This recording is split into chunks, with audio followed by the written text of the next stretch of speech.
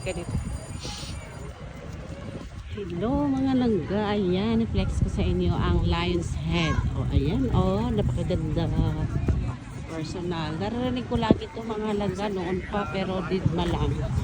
Ngayon, talagang, pinuntahan ko na talaga siya mga langga. Kung anong meron dito sa lion's head na to. O, di ba? Kaya ganda-ganda pala.